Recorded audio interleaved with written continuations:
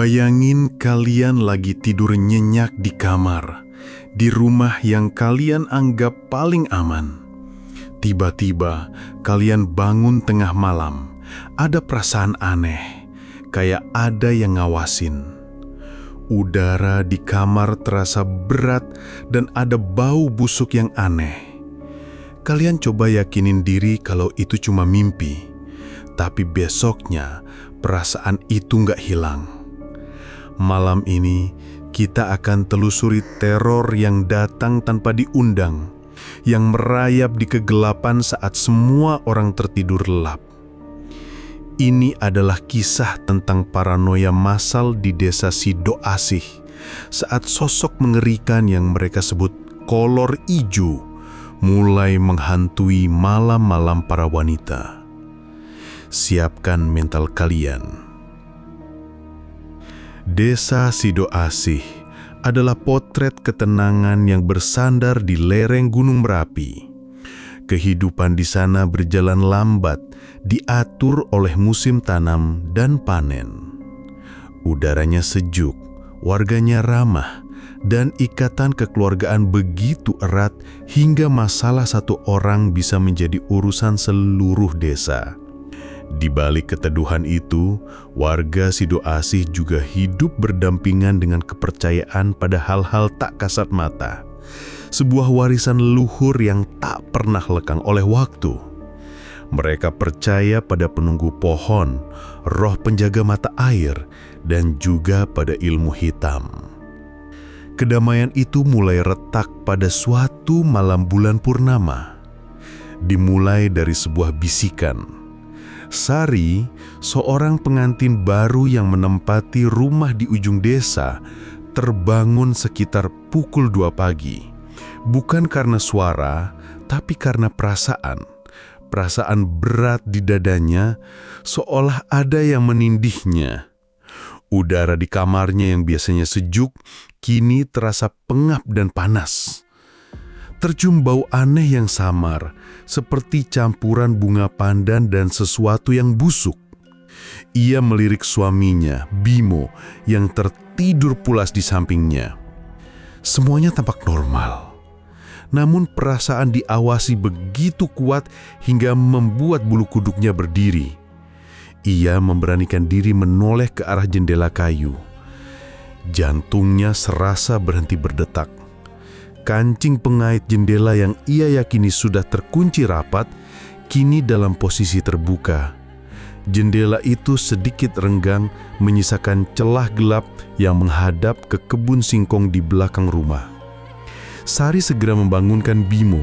Dengan panik ia menceritakan perasaannya dan menunjuk ke arah jendela. Bimo, yang masih setengah sadar, hanya menganggapnya mimpi buruk. Ia bangkit, mengunci kembali jendela itu dengan rapat dan meyakinkan Sari bahwa tidak ada apa-apa. Sari mencoba untuk kembali tidur, tapi ia tidak bisa memejamkan mata sampai azan subuh berkumandang. Pagi harinya, ia merasakan lebam aneh di lengannya, tapi ia mengabaikannya, berpikir mungkin terbentur sesuatu saat tidur. Kisah Sari mungkin akan menjadi cerita angin lalu jika saja seminggu kemudian Lastri, seorang ibu muda dengan 1 anak balita, tidak mengalami hal yang lebih buruk. Ia terbangun oleh suara isak tangis anaknya dari kamar sebelah. Saat ia bangkit dari tempat tidur, kakinya menginjak sesuatu yang basah dan dingin di lantai papan rumahnya. Ia menyalakan lampu teplok. Di lantai terlihat jejak kaki yang aneh. Bentuknya seperti telapak kaki manusia, tapi basah oleh lumpur dan hanya memiliki 3 jari yang besar dan tidak proporsional. Jejak itu mengarah dari bawah jendela kamarnya yang juga terbuka paksa, menuju ke tempat tidurnya, lalu keluar menuju pintu. Lastri menjerit histeris membangunkan suaminya dan beberapa tetangga terdekat. Malam itu seluruh kampung gempar. Saat para pria memeriksa sekitar rumah Lastri, mereka menemukan satu petunjuk lagi yang membuat darah mereka seolah beku membeku. Di paku yang menonjol di kusen jendela tersangkut secari kain kecil berwarna hijau mulut, kasar, dan mengeluarkan bau busuk yang sama seperti yang pernah dicium Sari. Seketika, sebuah nama yang sudah lama tidak terdengar, sebuah legenda menakutkan kembali terucap dari bibir para tetua desa. Nama yang membawa teror, kecurigaan, dan aib. Kolor ijo, makhluk jadi-jadian atau manusia yang mempraktikkan ilmu hitam sesat, yang meneror para wanita di malam hari demi meningkatkan kesaktiannya. Malam itu, desa Sido Asih tidak lagi tidur dengan nyenyak.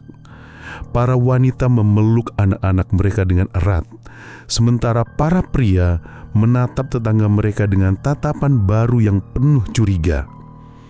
Teror itu telah meluas. Kabar tentang jejak 3 jari dan sobekan kain hijau menyebar lebih cepat daripada api di musim kemarau. Desa Sido Asih yang tadinya damai kini diselimuti selubung ketakutan dan kecurigaan. Siang hari, para wanita berkumpul di warung atau di depan rumah, berbisik-bisik dengan suara pelan. Tatapan mereka penuh selidik, menganalisis setiap gerak-gerik pria di desa itu. Siapa yang akhir-akhir ini terlihat aneh? Siapa yang sering menyendiri? Siapa yang tiba-tiba punya uang lebih banyak dari biasanya? Setiap pria lajang, duda, atau bahkan suami orang kini berada di bawah mikroskop kecurigaan. Malam harinya, suasana berubah total. Desa yang biasanya sunyi senyap setelah Isya kini ramai oleh derap langkah kaki para pria yang berpatroli. Pos ronda yang sudah lama tidak terpakai kini kembali menyala terang oleh api unggun dan lampu teplok. Para suami memastikan setiap pintu dan jendela terkunci 2 kali, bahkan beberapa memalang pintu kamar tidur mereka dengan lemari atau meja. Rasa aman di dalam rumah sendiri telah direnggut. Bimo, suami Sari, adalah salah satu pria yang paling vokal di pos ronda. Mungkin karena rasa bersalah karena pernah meremehkan ketakutan istrinya. Ia yang paling bersemangat mengatur jadwal ronda dan memeriksa setiap sudut gelap desa. Di antara mereka ada juga Darmo, seorang duda pendiam yang tinggal sendirian di sebuah gubuk di pinggir hutan. Ia jarang bicara, tatapannya sering kosong, dan kehadirannya di pos ronda seolah hanya karena terpaksa. Tentu saja, ia menjadi salah satu target utama bisik-bisik para ibu. Selama beberapa minggu, patroli ketat itu sepertinya berhasil. Tidak ada lagi laporan kejadian aneh. Beberapa warga mulai merasa lega, berpikir mungkin si peneror sudah takut dan pergi. Mereka mulai lengah. Api unggun di pos ronda tak lagi sebesar sebelumnya dan jumlah peronda pun mulai menyusut. Namun, makhluk itu hanya menunggu saat yang tepat. Malam itu, gerimis turun dengan lembut, menciptakan alunan musik yang monoton di atap-atap rumah. Hawa dingin membuat kebanyakan warga menarik selimut lebih erat. Ini adalah malam yang sempurna bagi sang peneror untuk beraksi kembali. Korbannya kali ini adalah Wati, seorang janda muda yang tinggal bersama ibunya yang sudah tua dan sakit-sakitan. Rumahnya agak terpencil, sedikit jauh dari keramaian rumah warga lainnya. Wati terbangun bukan karena suara atau perasaan, tapi karena sentuhan. Sesuatu yang dingin, kasar dan lembab menyentuh pipinya. Dalam kegelapan pekat kamarnya, ia membuka mata perlahan. Samar-samar ia melihat sebuah siluet hitam besar berdiri di samping tempat tidurnya. Napasnya tercekak di tenggorokan. Ia tidak bisa berteriak. Seluruh tubuhnya seolah lumpuh. Matanya terkunci pada sosok itu. Sosok itu sangat tinggi, lebih tinggi dari pria normal. Dan dari tubuhnya tercium bau busuk yang memuakkan, bau lumpur rawa dan daging yang mulai membusuk. Wati bisa melihat matanya. 2 titik merah menyala dalam kegelapan, menatapnya dengan nafsu dan kebuasan. Ia tidak mengenakan apapun kecuali sehelai cawat kain berwarna hijau kusam yang melilit pinggangnya. Kolor hijau. Makhluk itu tidak bersuara. Ia hanya menatap Wati seolah menikmati ketakutannya. Perlahan ia mengangkat tangannya yang besar dan kasar dengan jari-jari yang panjang dan kotor. Saat tangan itu hendak menyentuh Wati lagi, tiba-tiba terdengar suara batuk keras dari kamar sebelah. Ibunya terbangun. Suara batuk itu seolah memecahkan mantra kelumpuhan Wati. Ia menjerit sekeras yang ia bisa, jeritan melengking yang membelah keheningan malam dan dinginnya gerimis. Sosok kolor hijau itu tampak terkejut. Dengan gerakan yang luar biasa cepat dan tidak wajar, ia melompat ke arah jendela, mendebraknya hingga hancur berkeping-keping dan menghilang ke dalam kegelapan malam. Ketika para peronda yang dipimpin Bimo tiba, mereka menemukan Wati yang menangis histeris di pojok kamar dan sebuah jendela yang hancur berantakan. Di lantai, jejak kaki berlumpur dengan 3 jari yang mengerikan itu kembali terlihat mengarah keluar ke kebun pisang di belakang rumah. Teror itu tidak pergi, ia hanya bersembunyi, dan kini ia menjadi lebih berani dan lebih nekat. Malam itu, tidak ada seorang pun di desa Sidoasih yang bisa tidur. Mereka tahu, ini bukan lagi sekedar legenda. Ini adalah perburuan. Jendela yang hancur di rumah Wati menjadi bukti nyata yang tak terbantahkan. Teror kolor hijau bukan lagi sekadar bisikan atau jejak samar, tapi sebuah serangan langsung yang brutal. Desa Sidoasih dilanda kepanikan total. Para wanita tidak berani keluar rumah sendirian bahkan di siang hari. Para pria yang egonya terusik karena merasa gagal melindungi keluarga mereka kini dipenuhi amarah dan frustasi. Kecurigaan yang tadinya hanya berupa bisikan kini berubah menjadi tuduhan terbuka. Rapat darurat diadakan di balai desa keesokan paginya. Suasananya tegang. Wajah-wajah yang biasanya penuh senyum keramahan kini mengeras karena ketakutan dan amarah. Setelah perdebatan panjang yang panas, Kepala Desa, Pak Lurah, akhirnya menyetujui usulan yang paling ditakuti sekaligus paling diharapkan, memanggil Mbah Karto, seorang dukun atau orang pintar dari desa seberang yang terkenal memiliki kemampuan menerawang hal-hal gaib. Logika telah dikalahkan oleh keputusasaan. Mbah Karto tiba sore harinya. Ia adalah seorang kakek tua dengan tatapan mata yang tajam dan menusuk, seolah bisa melihat menembus jiwa seseorang. Ia tidak banyak bicara. Ada yang mengantarkan ke rumah Wati. Di sana, ia berjalan mengelilingi rumah, menyentuh kusen jendela yang hancur, dan mengambil segenggam tanah dari bekas jejak kaki di kebun pisang. Ia membungkus tanah itu dengan kain putih sambil mulutnya komat kamit membaca mantra yang tidak dimengerti siapapun. Malam harinya, sebuah ritual diadakan di tengah lapangan desa. Mbah Karto duduk bersila di depan sebuah baskom berisi air kembang dan bara api kemenyan yang asapnya mengepul ke udara. Seluruh warga desa berkumpul membentuk lingkaran besar. Wajah mereka tegang menanti jawaban. Mbah Karto mulai merapalkan mantra dengan suara serak, matanya terpejam. Tiba-tiba tubuhnya kejang-kejang. Matanya terbuka lebar, namun bola matanya memutih. Dengan suara yang berat dan bukan seperti suaranya sendiri, ia berbicara. Energi hitam kuat dari dalam desa ini, desisnya. Pelakunya bukan siluman, tapi manusia. Manusia yang menjual jiwanya demi nafsu dan kekuatan. Ia menyendiri, hatinya gelap, dekat dengan hutan. Seketika, Semua mata tertuju pada satu orang yang berdiri di barisan belakang agak menjauh dari kerumunan. Darmo, si duda pendiam. Rumahnya memang yang paling dekat dengan hutan. Ia hidup menyendiri sejak istrinya meninggal secara misterius beberapa tahun lalu. Ia jarang bersosialisasi dan selalu tampak murung.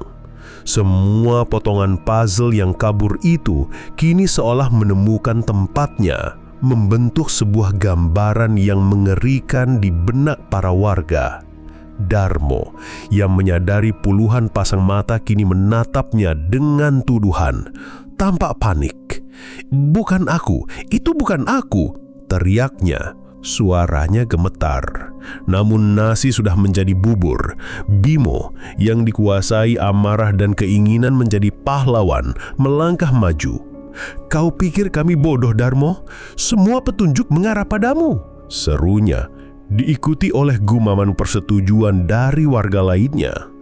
Situasi memanas dengan cepat. Masa yang dihasut oleh ketakutan dan petunjuk gaib dari Mbah Karto mulai bergerak maju, mengepung Darmo. Mereka tidak lagi berpikir jernih. Di mata mereka, Darmo adalah monster yang telah menteror keluarga mereka. Mereka ingin keadilan di sini dan saat ini. Darmo yang melihat kebencian di mata tetangganya tidak punya pilihan lain. Ia berbalik dan lari sekuat tenaga ke arah rumahnya, ke arah kegelapan hutan. Masa yang marah segera mengejarnya, membawa obor dan apapun yang bisa dijadikan senjata. "Tangkap dia, jangan biarkan dia kabur!" teriak Bimo, memimpin pengejaran itu. Desa Sidoasih kini terbelah. Di satu sisi, ada massa yang haus darah yang yakin telah menemukan pelakunya. Di sisi lain, ada sebuah pertanyaan mengerikan yang menggantung di udara. Bagaimana jika mereka salah? Malam itu, perburuan tidak lagi dilakukan oleh kolor ijo, tapi oleh warga desa itu sendiri. Dan targetnya adalah salah satu dari mereka. Pengejaran itu brutal dan tanpa ampun. Darmo berlari menembus kegelapan. Dengan cahaya obor dan teriakan marah para tetangganya membakari punggungnya. Ia sampai di gubuknya yang kecil dan riut, lalu dengan panik memalang pintu dari dalam. Massa yang dipimpin Bimo segera mengepung gubuk itu. Mereka menggedor-gedor pintu, meneriakkan ancaman dan kutukan. "Keluar kau Darmo, akui perbuatanmu," teriak Bimo. Suaranya serak karena amarah. "Aku tidak melakukannya. Sumpah, bukan aku," balas Darmo dari dalam. Suaranya bergetar putus asa. Namun tidak ada yang mendengarkan. Massa sudah dibutakan oleh keyakinan mereka. Ketika pintu tak kunjung terbuka, seseorang melempar obor ke atap gubuk yang terbuat dari jerami kering. Dalam hitungan detik, api menjalar dengan cepat, melahap gubuk kecil itu. Darmo terperangkap di dalam. Para warga hanya berdiri menonton. Wajah mereka diterangi oleh kobaran api. Seolah sedang menyaksikan pemusnahan iblis. Mereka mendengar teriakan Darmo yang mengerikan dari dalam, yang perlahan melemah dan akhirnya hilang, ditelan oleh suara gemeratak api. Ketika fajar menyingsing, yang tersisa dari gubuk Darmo hanyalah puing-puing hitam dan asap yang masih mengepul. Para warga merasa sebuah kemenangan. Mereka percaya teror telah berakhir. Mereka telah menghukum sang monster. Bimo berdiri sebagai pahlawan, orang yang memimpin mereka menuju keadilan. Malam itu, untuk pertama kalinya dalam beberapa minggu, desa Sidoasih tidur dengan perasaan lega. Para pria tidak lagi perlu meronda. Para wanita merasa aman di dalam kamar mereka. Sari, istri Bimo, memeluk suaminya dengan bangga. Ia merasa aman bersamanya.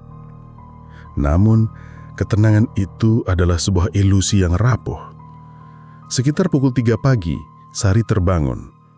Bukan karena suara, bukan karena bau, tapi karena tempat tidur di sebelahnya terasa kosong dan dingin.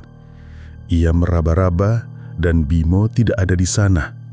Sari pikir mungkin suaminya ke kamar mandi. Ia menunggu beberapa menit, tapi Bimo tak kunjung kembali. Rasa cemas yang familiar mulai merayap di hatinya. Ia bangkit dari tempat tidur dan berjalan pelan keluar kamar. Rumah terasa sunyi. Ia memeriksa kamar mandi, kosong. Dapur juga kosong. Jantungnya mulai berdebar kencang. Ia lalu melihat pintu belakang rumah mereka sedikit terbuka. Angin malam yang dingin berhembus masuk. Dengan langkah gemetar, Sari berjalan menuju pintu itu dan mengintip keluar. Pemandangan yang ia lihat di sana akan menghantuinya seumur hidup. Di bawah sinar bulan yang pucat, di dekat rumpun bambu di halaman belakang, ia melihat suaminya, Bimo. Bimo sedang berjongkok, membelakanginya.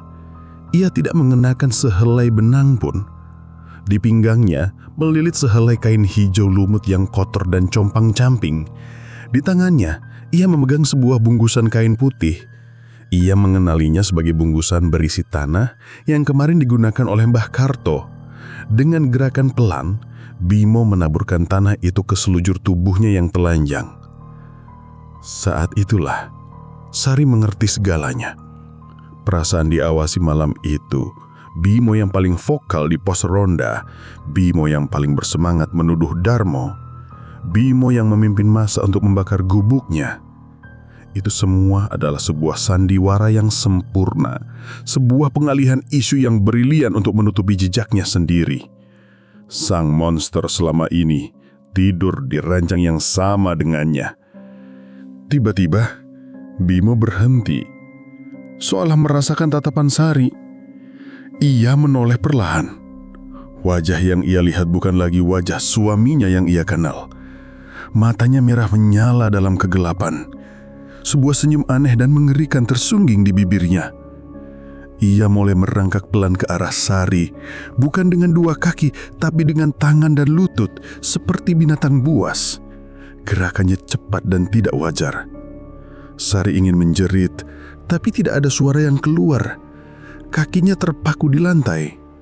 Ia hanya bisa berdiri membeku, menyaksikan suaminya. Makhluk itu mendekat, membawa beserta bau busuk kematian dan janji teror yang tak akan pernah berakhir. Keadilan yang dicari warga Sidoasih telah memakan korban yang salah, sementara iblis yang sebenarnya kini merangkak pulang. Terkadang, monster yang paling kita takuti bukanlah sosok asing yang bersembunyi di kegelapan. Terkadang, ia adalah orang yang paling kita percaya, yang tidur di samping kita setiap malam. Desa Sidoasih telah membunuh orang yang tak bersalah dan membiarkan iblis yang sebenarnya hidup di antara mereka. Sebuah pelajaran pahit tentang bagaimana ketakutan dan paranoia bisa mengubah manusia menjadi lebih buas dari siluman manapun. Terima kasih sudah menonton. Kunci pintu Anda rapat-rapat malam ini.